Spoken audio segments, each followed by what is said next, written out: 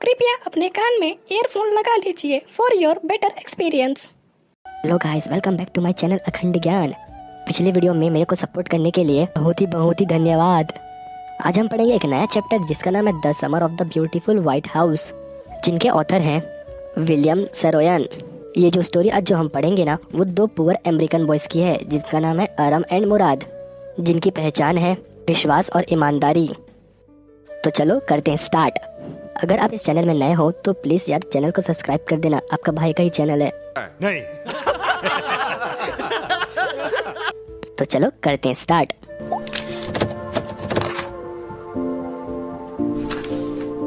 तो आरम यह बताता है कि यह बात है एक दिन की, जब मैं 9 साल का था। दुनिया बहुत ही ज्यादा खूबसूरत लग रही थी, एक मिस्टीरियस ड्रीम की तरह। तभी मेरा भाई कजन मुराद, जिसे लोग पागल समझते हैं सिवाय मुझे छोड़ के, वह मेरे घर आ जाता है सुबह के 4 बजे और विंडो को ठोक ठोक के मुझे उठा देता है। फिर चिल्लाता है आराम। फिर क्या, मैं जल्दी से अपने बेड से उठा और खिड़की की तरफ देखा।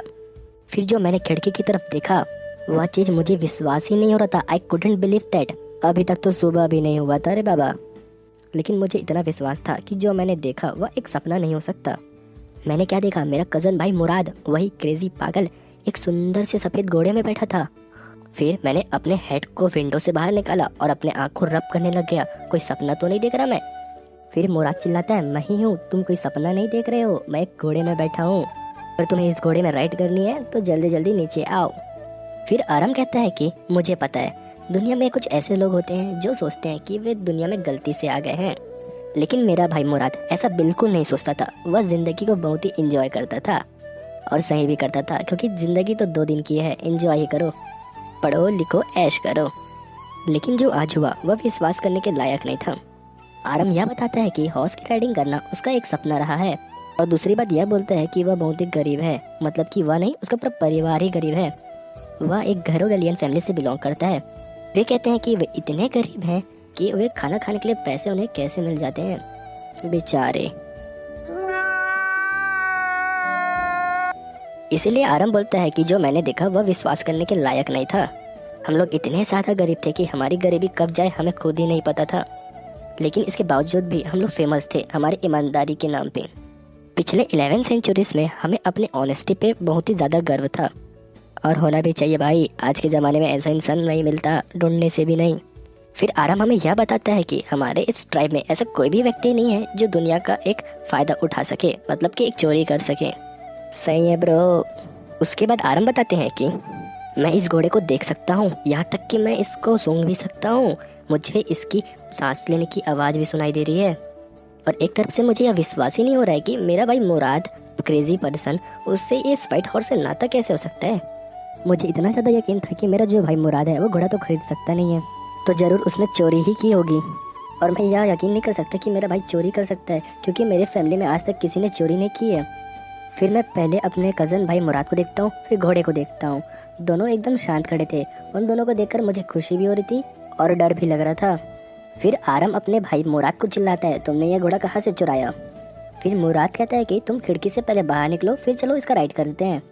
फिर आरम कहता है कि अब तो मुझे पक्का यकीन ही हो गया है कि यह चोरी का माल है। अब मुझे यकीन हो गया है कि यह यहाँ पास इसलिए आया है ताकि वह मुझे एक हॉर्स राइडिंग का इनविटेशन दे सके। फिर आरम कहता है कि घोड़ा चुराना और पैसा चुराना दोनों एक जैसा नहीं हो सकता, और फिलहाल मुझे ऐसा ही लग रहा था कि यह एक चोरी नहीं हो सकती। हम लोग इतने ज़्यादा पागल थे, मतलब कि मैं और मेरा कज़न भाई मुराद हॉर्स राइडिंग में, कि हम लोग इसे चोरी नहीं समझते थे। और मुझे अच्छे से पता था कि यह चोरी तब तक चोरी नहीं कहलाएगी जब तक हम इस घोड़े को बेच न दें, और मुझे पता था कि ऐसा होगा नहीं। फिर आगे के लाइन में आरम कहता है कि मुराद रुको रुको, मैं जल्दी आया कपड़े पहनकर। फिर मुराद कहता है कि अच्छा ठीक है, लेकिन जल्दी आओ। फिर आरम कहता है कि फिर मैंने जल्दी जल्दी कपड़े पहने, फिर खिड़की से डायरेक्ट यार्ड पे कूद गया। फिर जल्दी से घोड़े के पास गया और मुराद के पीछे घोड़े पे बैठ गया। फिर आरम बताता है कि हम लोग वॉलनट एवेन्यू शहर के किनारे में रहते थे, मतलब कि एज ऑफ अ टाउन, और हमारे घर के पीछे वेनयार्ड्स, ऑर्चिड्स, इरिगेशन डिचेस और कंट्री रोड्स थी। उसके बाद आरम बताता है कि 3 मिनट से भी कम समय में अपन लोग ऑलिव एवेन्यू पे थे, और जो हमारा घोड़ा था वह भी अपना रफ्तार बढ़ाने लग गया था। फिर जब अपन लोग घोड़े पे बैठे थे तो ठंडी ठंडी हवा चल रही थी, घोड़ा भी एकदम तेज चल रहा था, तो उस समय का तो पूछो ही मत, मजे ही मजे थे। और मेरा जो कज़न भाई था मुराद, वह तो गाना गाने लग गया था। मतलब गाना कम और चिल्ला ज़्यादा रहा था। ऐसे बहुत से लोग होते हैं ना जो अपने आप को सोचते हैं कि वे बहुत ही अच्छा गाना गा रहे हैं, लेकिन उनको पता नहीं रहता कि वह उनका वहम रहता है। फिर भी ठीक ही है, कम से कम गाना तो गाते हैं, लाइफ एंजॉय तो करते हैं। और कुछ ऐसे भी लोग होते हैं जो पढ़ंतु होते हैं, दिन रात पढ़ाई पढ़ाई, लाइफ को तो कुछ एंजॉय ही नहीं करते। फिर उसके बाद आरंभ बताता है कि हर एक फैमिली में एक ना एक क्रेजी पर्सन तो रहता ही है, और हमारे फैमिली में वो क्रेजी पर्सन था मेरा भाई कज़न मुराद। लेकिन लेकिन लेकिन उनसे भी पहले एक क्रेजी पर्सन रहते थे, वो थे उनके अंकल खुशरो, जिनके काले बाल थे, बड़े बड़े मूछे थे, और जिस जगह वे रहते थे उसका नाम था सेंट जॉक्विन वैली। और उनका जो बिहेवियर था वह काफ़ी इरिटेबल था, इम्पेशेंट था, और जो भी काम करो उसे रोक देता था, और हमेशा एक ही बात बोलता था, इट इज़ नो हार्म, पे नो अटेंशन टू इट। फिर उसके बाद बताते हैं कि अंकल खुशरो का उनका खुद का बेटा अरक दौड़ते दौड़ते बार्बर शॉप के पास पहुंचा, जो कि 8 ब्लॉक दूर था। वहाँ पर उनके फादर अपने मूछे को ट्रिम कर रहे थे। फिर उनका बेटा अपने पापा को कहता है, पापा घर पे आग लग गई है। फिर उनके पापा खड़े हो जाते हैं और कहते हैं कि इट इज़ नो हार्म, पे नो अटेंशन टू इट। फिर बार्बर भी बोलता है कि आपका बेटा बोल रहा है आपके घर पे आग लगी है, जल्दी जाओ। उसके बाद अंकल खुशरो बोलते हैं कि मैंने कहा ना एक बार, इट इज़ नो हार्म, पे नो अटेंशन टू इट। बताओ ऐसा भी कोई इंसान होता है। फिर उसके बाद आरम अपने कज़न भाई मुराद के बारे में बताता है। मेरा जो कज़न भाई मुराद है वह अंकल खुशरो के खानदान का लगता है, और साथ ही में जब मैं मुराद के फादर जिनका नाम जुराब है उनको देखूं, वो तो एकदम प्रैक्टिकल इंसान लगते हैं। अब हम चलते हैं अपने हॉर्स राइडिंग में, जहाँ मेरा भाई कज़न मुराद गाना गा रहा था। ठंडी ठंडी हवा चल रही थी, घोड़ा भी अपने गति से चल रहा था। फिर कुछ समय बाद मेरा कज़न भाई मुराद मुझे कहता है कि तुम घोड़े से उतर जाओ, अब मुझे अकेले ही राइडिंग करनी है। फिर मैंने भी उसे बोल दिया कि अब तुम्हारे बाद मैं अकेले राइडिंग करूँगा। फिर मुराद कहता है अच्छा ठीक है, लेकिन घोड़े की भी मर्जी होनी चाहिए। फिर आरम बोलता है अच्छा ठीक है। फिर जैसे ही मैंने घोड़े से नीचे उतरा, मेरा कज़न भाई मुराद बेचारे घोड़े को अपने हिल से लात मारता है और जोर से चिल्लाता है, वजीरा रन। फिर जो घोड़ा होता है वह अपने सामने के 2 पैर को उठाता है और अपने गति को भी बढ़ाने लग जाता है। यह देखकर मुझे बहुत ही खुशी होती है। और फिर जो मेरा कज़न भाई मुराद था वह घोड़े को लेकर चारों दिशाओं में घूमने चला गया था, जैसे कि field of dry grass, irrigation ditch. फिर वह 5 मिनट में वापस आ जाता है, वो भी पानी में पूरा भींगे हुए। अब तो सूरज भी निकल रहा था। फिर मैं मुराद को कहता हूँ कि अब मेरी पारी है, अब मैं घोड़ा मैं चलाऊंगा। फिर मेरा कज़न भाई मुराद वो शांति से घोड़े से नीचे उतर जाता है और बोलता है चलो ठीक है अब तुम चला लो। फिर मैं भी तो बहुत एक्साइटेड था, मैंने भी घोड़े के ऊपर चढ़ गया, लेकिन घोड़ा नहीं चल रहा था रे भाई, पूरे सपने टूट गए। फिर मुराद बोलता है कि तुम अपने पैर से इसके मसल्स को जोर से मारो। फिर मैंने ट्राई किया। फिर जो घोड़ा था वह बहुत तेज़ी से दौड़ने लग गया था। फिर उतने समय मैं भी कंफ्यूज हो गया था, मुझे पता ही नहीं चला था कि मैं करूँ क्या। और जो घोड़ा था जिसे कि फील्ड में इरिगेशन डिच में दौड़ना चाहिए था, उसके बजाय वह रोड में दौड़ रहा था रे भाई। मेरे गिनने से पहले जो घोड़ा था लगभग से 7 वन के ऊपर से उछल गया था और वह दौड़ते चला जा रहा था। फिर मेरा जो कज़न भाई मुराद था वह दौड़ते दौड़ते रोड में आया और साला बोलता है कि मैं तुम्हारे लिए दुखी नहीं हूँ, मैं तो घोड़े के लिए दुखी हूँ। जल्दी से तुम उधर ढूंढो, मैं इधर ढूंढता हूँ, और अगर तुम्हें घोड़ा मिल जाए तो तुम उसे आराम से यहीं पास लाना, मैं यहीं पास ही रहूँगा। फिर मैं रोड की तरफ जाता हूँ और मेरा कज़न भाई मुराद इरिगेशन डिच की तरफ जाता है। फिर लगभग से आधे घंटे बाद मेरा कज़न भाई घोड़े को ढूंढकर वापस लाता है। फिर मेरा कज़न भाई मुराद मुझे कहता है कि अच्छा ठीक है अब घोड़े के ऊपर बैठ जाओ, अभी तक तो पूरी दुनिया जग चुकी है। और उतने ही समय मैं बहुत ही डरा हुआ था और मैं मुराद को कहता हूँ कि अब हमें करना क्या है। फिर मेरा भाई कज़न मुराद कहता है कि या तो फिर हमें इसे वापस कर दें या फिर हमें कल सुबह तक इसे कहीं छुपा के रखें। फिर मैं उसे पूछता हूँ कि हम इसे कहाँ छुपाएं। तो फिर मुराद कहता है कि मुझे एक जगह पता है, आई नो अ प्लेस। फिर मैं मुराद से पूछता हूँ कि तुम्हें इसे घोड़े को चुराए कितने दिन हो गए हैं। फिर मुराद कहता है कि मैं इस घोड़े की सवारी कुछ दिनों से ही कर रहा हूँ, लेकिन आज सुबह मैं सिर्फ तुम्हारे लिए आया हूँ। मुझे पता है कि तुम्हें हॉर्स राइडिंग करना कितना पसंद है, यह तुम्हारी बहुत ही बड़ी इच्छा है ना। फिर आरम बोलता है अच्छा ठीक है। फिर मैंने उसे पूछा कि तुम इसकी राइडिंग कब से कर रहे हो। फिर मुराद कहता है कि आज सुबह से पहले तो कभी नहीं की मैंने। फिर आरम कहता है क्या तुम सच बोल रहे हो। फिर मुराद कहता है कि ऑफ कोर्स नहीं, लेकिन तुम्हें यही बोलना है अगर अपन दोनों पकड़े गए तो, क्योंकि हम दोनों को झूठ नहीं बोलना है। तुम्हें सिर्फ यह पता होना चाहिए कि अपन इसकी राइडिंग सुबह से ही कर रहे हैं। फिर आरम बोलता है कि अच्छा ठीक है। फिर मेरा कज़न भाई मुराद उस घोड़े को एक वेनियार्ड बार्न में छुपा देता है। वेनियार्ड बार्न वह जगह होती है जहाँ पर कैटल को रखा जाता है, और वहाँ पर कुछ आसपास ओट्स और ड्राई अल्फला पड़े हुए थे। फिर अपन दोनों घर की तरफ जाते हैं। फिर मुराद कहता है कि यह आसान नहीं है किसी भी घोड़े को कंट्रोल कर पाना। पहली बार में यह घोड़ा एक जंगली की तरह दौड़ रहा था। लेकिन मैंने तो तुम्हें बता दिए हैं ना, मेरे पास बहुत से रास्ते हैं घोड़े को कंट्रोल करने के लिए। घोड़ा भी अब वही करेगा जो मैं चाहूँगा, क्योंकि घोड़ा मुझे समझता है।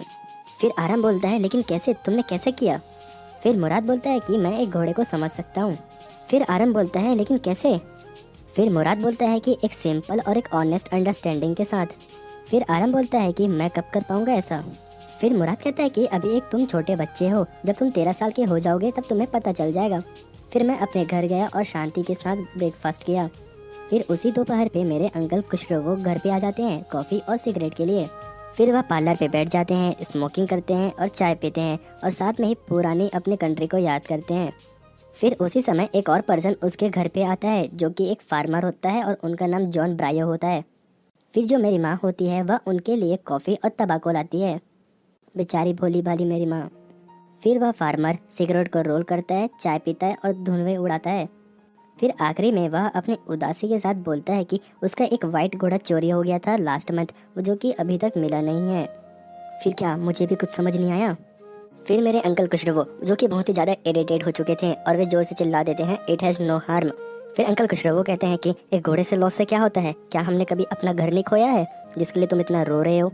फिर जॉन ब्रायो कहता है कि तुम्हारे लिए तो ठीक ही होगा, तुम तो एक सिटी ड्वेलर हो, लेकिन मेरा सरे का क्या, वह तो मेरे हॉर्स के बिना अधूरा है। फिर मेरे अंकल और ज़्यादा गुस्सा हो जाते हैं और कहते हैं कि पे नो अटेंशन टू इट, मतलब कि इस पर ध्यान मत दो। फिर जॉन ब्रायो कहता है कि मैं यहाँ 10 माइल चल के आया हूँ, मेरा लेफ्ट लेग भी बहुत ज़्यादा पेन कर रहा है। फिर अंकल खुशरो और भी ज़्यादा गुस्सा हो जाते हैं और कहते हैं कि मैंने एक बार कहा ना, पे नो अटेंशन टू इट। फिर अंकल जॉन ब्रायो कहता है कि मैंने उस घोड़े को $60 में खरीदा था। फिर अंकल खुशरो कहते हैं कि इतने पैसों को तो मैं थूकता हूँ। फिर अंकल खुशरो खड़े हो जाते हैं गुस्से में और गेट को जोर से लगा देते हैं और घर चले जाते हैं। उन्होंने गेट को वैसा ही लगाया जैसे अपन लोग गुस्से में आ जाते हैं ना मम्मी से, तो गेट को जोर से लगा देते हैं ना, वैसा ही। वैसे भी तुम लोग तो समझदार हो, बातों को समझ ही जाते हो। फिर मेरी मम्मा उस फार्मर मतलब कि जॉन ब्रायो से कहती है कि अंकल खुशरो जैसा दिखते हैं वैसा वे है नहीं, वे भले ही अकड़ू दिखें लेकिन वे दिल के बहुत ही अच्छे हैं। फिर जो फार्मर था वह चला जाता है और मैं भी दौड़ते दौड़ते अपने कजन भाई मुराद के घर पहुंचता हूँ। और जो मुराद रहता है वह एक पीच नाम के ट्री के नीचे बैठा रहता है। और जो मुराद रहता है वह एक बर्ड मतलब कि यंग रॉबिन के पंख को ठीक कर रहा रहता है, जो कि बेचारी उड़ नहीं पा रही रहती है। और जो मुराद है वह उस बर्ड से बातें भी कर रहा था। फिर मुराद आराम से पूछता है कि क्या हुआ। फिर आराम बोलता है कि द फार्मर जॉन ब्रायो आज वह मेरे घर आए थे और वह अपने घोड़े के बारे में बता रहे थे जो कि गुम हो गया है। फिर आराम मुराद से कहता है कि तुम एक प्रॉमिस करो, तुम इसे तब तक वापस नहीं लौटाओगे जब तक मैं इसे हॉर्स राइडिंग करना अच्छे से सीख ना जाऊं। फिर मुराद बोलता है कि अच्छा, वैसे तो तुम्हें इसे 1 साल लग जाएंगे सीखने के लिए। फिर आराम बोलता है कि इसमें क्या, तो 1 साल तक रख लेंगे अपन इस घोड़े।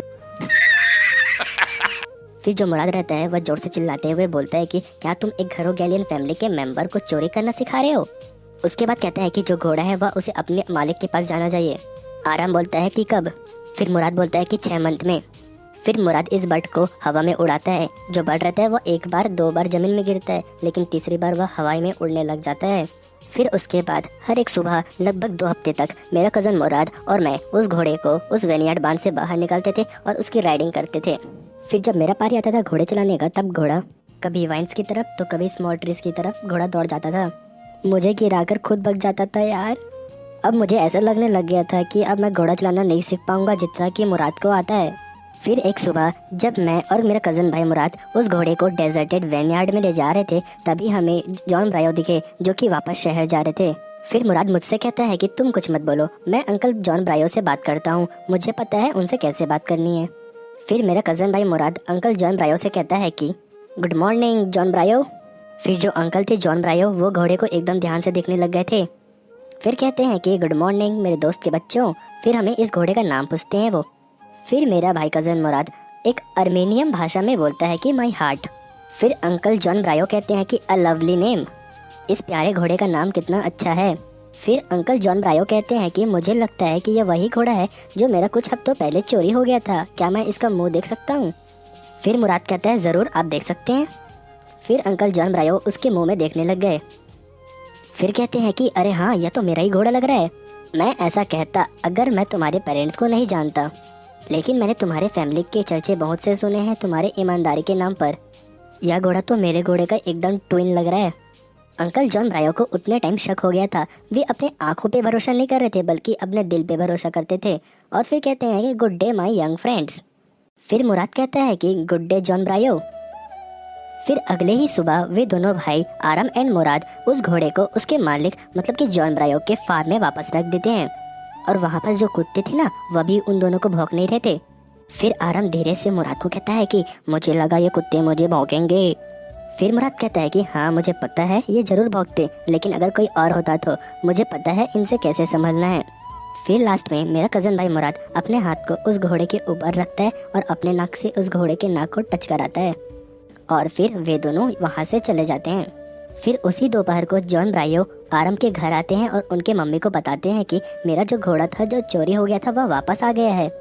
फिर जॉन ब्रायो कहते हैं कि मुझे नहीं पता मुझे क्या सोचना है, लेकिन जो मेरा घोड़ा है वह पहले से बहुत ही ज़्यादा स्ट्रॉन्ग दिख रहा है और बहुत ही अच्छी तरीके से बिहेव कर रहा है, थैंक गॉड।